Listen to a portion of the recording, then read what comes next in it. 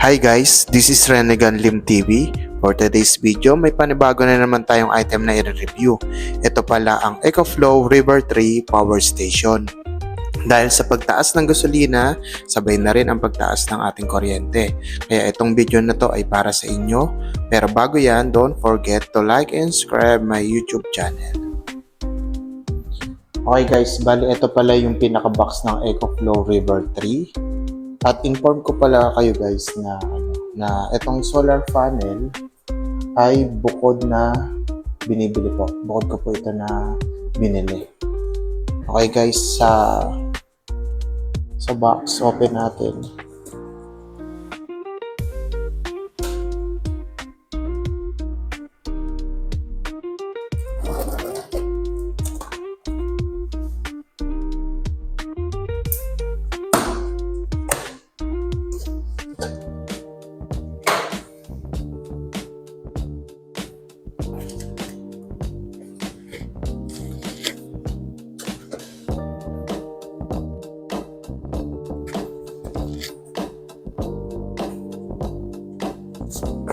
Okay guys, ito yung mga naka-secured naman siya. May mga ano siya, styro. Tapos ito yung EcoFlow River 3. Itabi muna natin.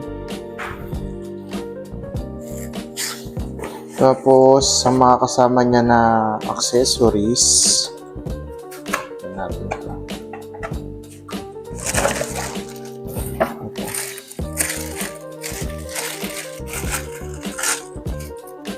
Ito, meron siyang kasamang yung sa 220 volts na cord sa ating mga outlet, saka yung charging cord na para sa sasakyan. Bali ito naman yung yung EcoFlow solar panel. Bali ang napili ko pala ay 45 watts at type C. Open natin.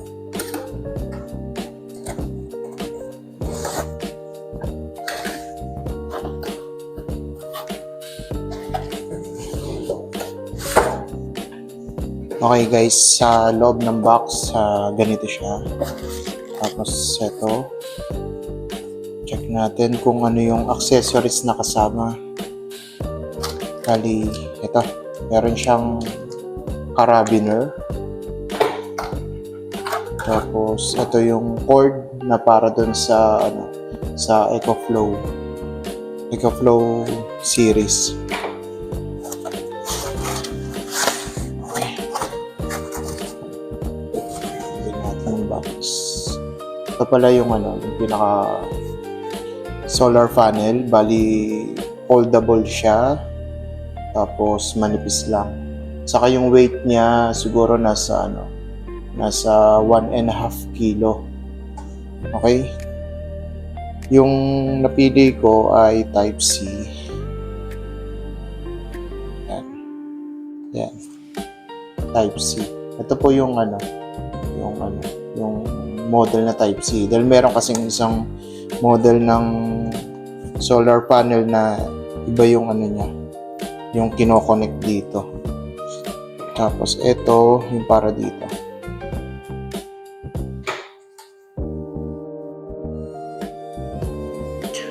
Okay, bali on natin tong power station. Long press lang natin yung button.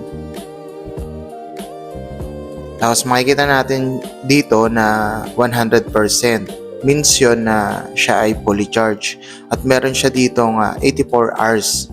Bali ang ibig sabihin yan, kung naka-standby yung ating power station, tatagal siya ng 84 hours.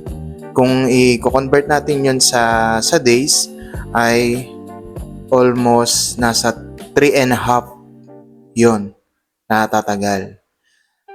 Tapos makikita natin dito, meron siyang dalawang USB output. Tapos ang kagandahan din nito, meron siyang USB type C na 100 watts yung kayang ibigay. Andito rin yung 220 output, no? Bale, ito pala yung mga switch nila. Pindutin lang natin. Meron naman siyang indicator na pag naka-on, naka-ilaw. No? Bale, itong bakal na to, huwag kayo matakot. Wala namang kuryente yan. Note ko lang na huwag masundot ito. Dahil yun ang meron ng volts. Tapos sa kabila naman, andito yung DC na cigarette type, no? Tapos ito rin yung switch niya.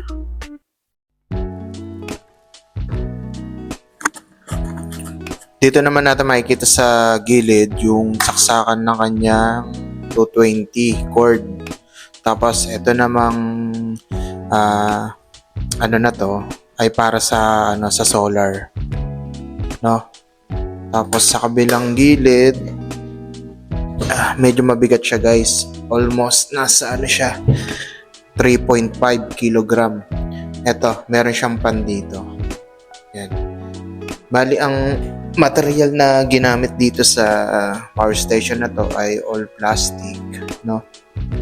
Yan. Grabe. Hindi ko talaga mahawakan ng ayos. Bali, itong EcoFlow ay meron siyang 600 watts, 245 watt-hour, at pag nalobat siya, meron siyang power wattage na hanggang 300, no? Kaya sa isang oras, kayang-kaya na agad mapuno ito. Tapos, medyo mahina lang yung sound ng kanyang fan, nasa 30 decibel lang. Tapos, ang nakalagay din sa user manual nito ay, siya, IP54. Hindi naman sa parang sa ulan, yung para bang matapunan lang na konting tubig, safe pa rin siya. Okay guys, isa rin sa magandang feature ng EcoFlow ay meron siyang EcoFlow app na madadownload sa Google Play Store. Ngayon, doon sa EcoFlow app niya ay pwede nyo siyang i-personalize, no? Yung mga setting niya. Yan.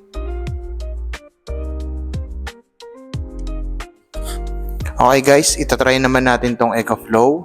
Bali sa DC, nag-connect ako ng portable DVD. Tapos sa dalawang USB, nag-connect ako ng isang tablet sa isang power bank. Sa 220 volts, nag-charge ako ng Bluetooth speaker. Ngayon, i-on natin.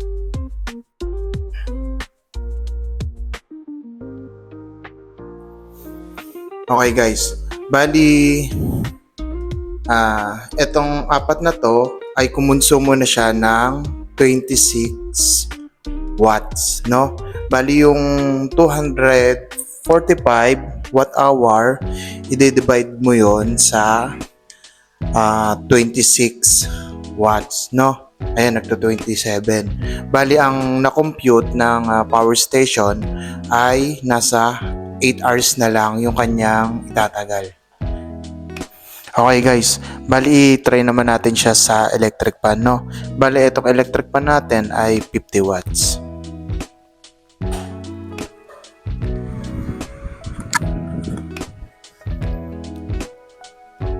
Okay, bali ang kinokonsumo ng electric pan sa ating EcoFlow River 3 ay nasa 43 watts.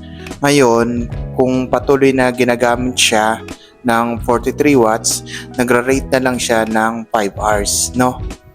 Ayan, 100% magagamit nyo yung electric fan ng 5 oras sa 43 watts. Okay guys, bali sinubukan ko naman siya sa TV, no? Bali yung TV natin ay Android TV. Bali ito ay 45 inches. Bali ang kinakain lang ng TV natin ay nasa 16 to 17 watts. Bali kung sa 99%, magagamit natin ang TV ng hanggang 11 hours. Okay, para naman sa price ng ating EcoFlow River 3, nagkakahalaga po siya ng 10,999. Bali, nabili ko po ito sa Ayala Mall Serin. No? Bali, itong solar panel, bukod tong binibili, nagkakahalaga naman po itong solar panel ng 3,500. Bali, ito, ang original price niya talaga ay nasa around 12,000 to 13,000. Bali, nakuha ko lang siya ng 10,999 dahil nag-sale sila. Yun. Bali, ito pala ay binigyan ako nito ng 5 years warranty. Saka halata naman na na matibay ito at subok talaga. Kaya hanggang dito na lang yung video. Kaya don't forget to like and subscribe my YouTube channel and paki-click ng notification bell button para updated kayo sa aking video gagawin. Thank you po.